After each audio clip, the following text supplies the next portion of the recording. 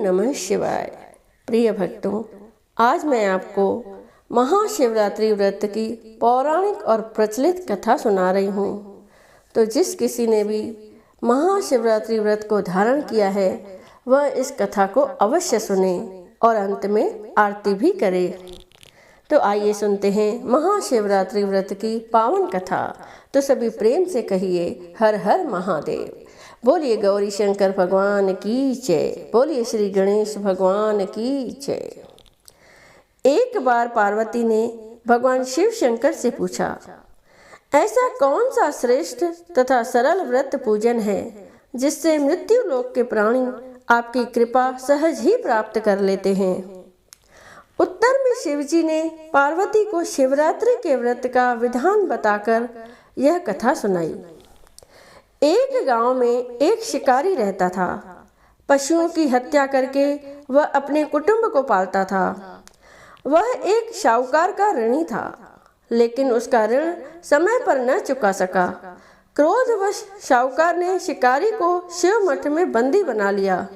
संयोग से उस दिन शिवरात्रि थी। शिकारी ध्यान मग्न होकर शिव संबंधी धार्मिक बातें सुनता रहा। चतुर्दशी को उसने शिवरात्रि की कथा भी सुनी। संध्या होते ही शाहूकार ने उसे अपने पास बुलाया और ऋण चुकाने के विषय में बात की। शिकारी अगले दिन सारा ऋण लौटा देने का वचन देकर बंधन से छूट गया। अपनी दिनचर्या की भांति वह जंगल में शिकार के लिए निकला, लेकिन दिन भर बंदी गृह में रहने के कारण भूख प्यास से व्याकुल था। शिकार करने के लिए वह एक तालाब के किनारे बेल वृक्ष पर पड़ाव बनाने लगा। बेल वृक्ष के नीचे शिवलिंग था जो बिल्व पत्रों से ढका हुआ था। शिकारी को उसका पता न चला। पड़ाव बनाते समय उसने जो टहनियाँ तोड़ी वे संयोग से शिवलिंग पर गिरी। इस प्रकार दिन भर भूखे प्यासे शिकारी का व्रत भी हो गया और शिवलिंग पर बेलपत्र भी चढ़ गए। एक पहर रात्रि बीत जाने पर एक गर्भिणी मृगी तालाब पर पानी पीने पहुंची। शिकारी ने धनुष पर तीर चढ़ाकर ज्यों ही प्रत्यंचा खींची, मृगी बोली, मैं गर्भिणी हूँ, शीघ्र ही प्रसव करूंगी। तुम एक साथ दो जीवों की हत्या करोगे जो ठीक नहीं है। मैं अपने बच्चे को जन्म देकर शीघ्र ही तुम्हारे सामने प्रस्तुत हो जाऊंगी, तब तुम मुझे मार लेना। शिकारी ने प्रत्यंचा ढीली कर दी और मृगी झाड़ियों में लुप्त हो गई। कुछ ही देर बाद एक और मृगी उधर से निकली। शिकारी की प्रसन्नता का ठिकाना न रहा। समीप आने पर उसने धनुष पर बाण चढ़ाया। तब उसे देख मृगी ने विनम्रता पूर्वक निवेदन किया, हे पारधी, मैं थोड़ी देर पहले ही ऋतु से निवृत्त हुई हूँ। कामातुर विरहिणी हूँ, अपने प्रिय की खोज में भटक रही हूँ। मैं अपने पति से मिलकर शीघ्र ही तुम्हारे पास आ जाऊंगी। शिकारी ने उसे भी जाने दिया। 2 बार शिकार को खोकर उसका माथा ठनका। वह चिंता में पड़ गया। रात्रि का आखिरी पहर बीत रहा था, तभी एक अन्य मृगी अपने बच्चों के साथ उधर से निकली। शिकारी के लिए यह स्वर्णिम अवसर था। उसने धनुष पर तीर चढ़ाने में देर न लगाई। वह तीर छोड़ने ही वाला था कि मृगी बोली, हे पारधी, मैं इन बच्चों को पिता के हवाले करके लौट आऊंगी। इस समय मुझे मत मार। शिकारी हंसा और बोला, सामने आए शिकार को छोड़ दूं? मैं ऐसा मूर्ख नहीं। इससे पहले मैं 2 बार अपना शिकार खो चुका हूँ। मेरे बच्चे भूख प्यास से तड़प रहे होंगे। उत्तर में मृगी ने फिर कहा, जैसे तुम्हें अपने बच्चों की ममता सता रही है, ठीक वैसे ही मुझे भी।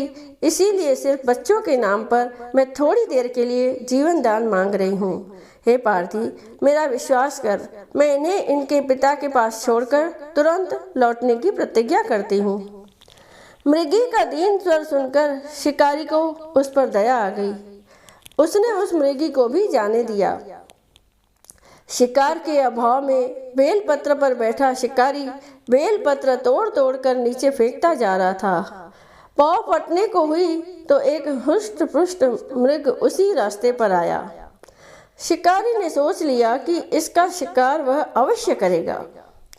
शिकार की तनी प्रत्यंचा देखकर मृग विनीत स्वर में बोला, हे पारधी भाई, यदि तुमने मुझसे पूर्व आने वाली 3 मृगियों तथा छोटे छोटे बच्चों को मार डाला है तो मुझे भी मारने में विलंब न करो, ताकि उनके वियोग में मुझे एक क्षण भी दुख न सहना पड़े।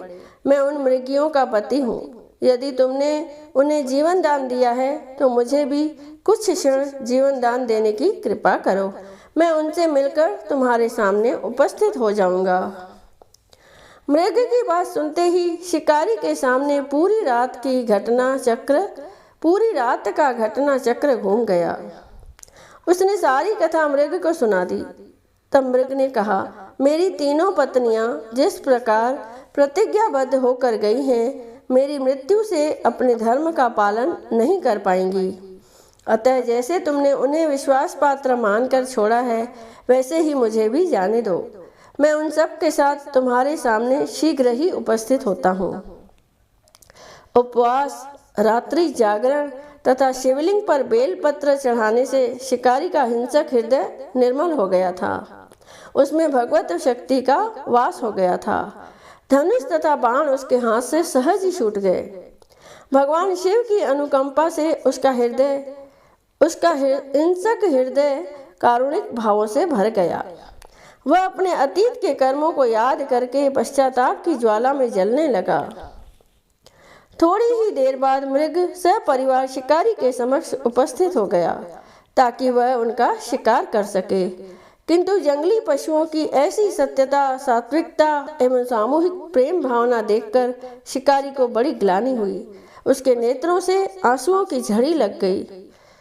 उस मृग परिवार को न मारकर शिकारी ने अपने कठोर हृदय को जीव हिंसा से हटा सदा के लिए कोमल एवं दयालु बना लिया।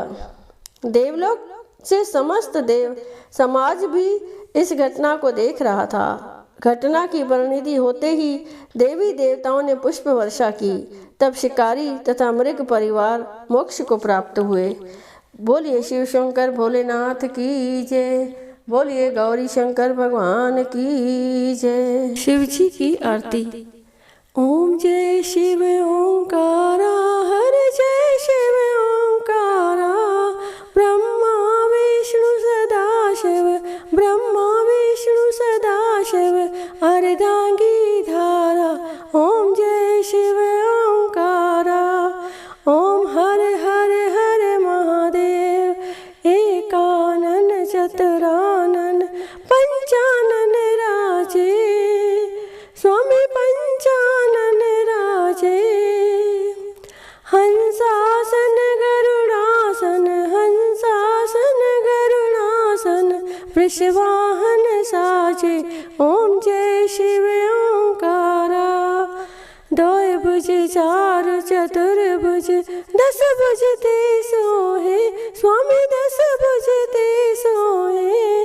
तीनों रूप निरखता, तीनों रूप निरखता, त्रिभुवन जन मोहे। ओम जय शिव ओंकारा। अक्षमाला बनमाला, मुंडमाला धारी, स्वामी मुंडमाला धारी।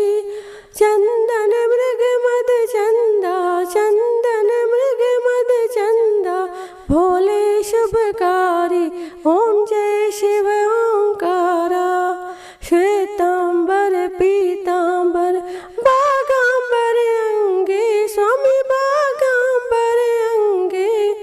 सनकादिक ब्रह्मादिक, सनकादिक ब्रह्मादिक, भूतादिक संगे। ओम जय शिव ओंकारा।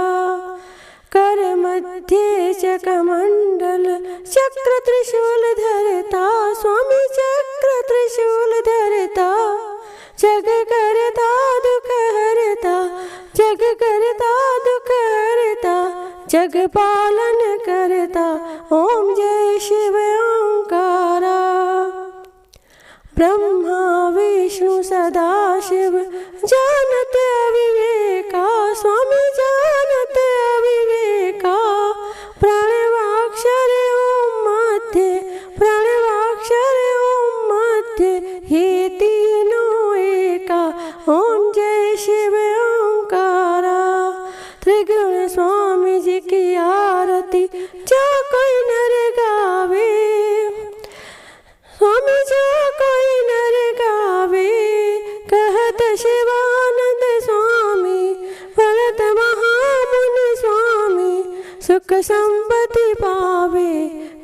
लक्ष्मी आवे, सब दुख मिट जावे।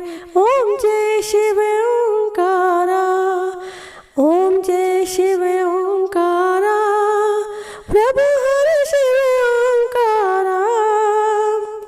ब्रह्मा विष्णु सदा शिव, अर्धांगी धारा। ओम जय शिव ओंकारा।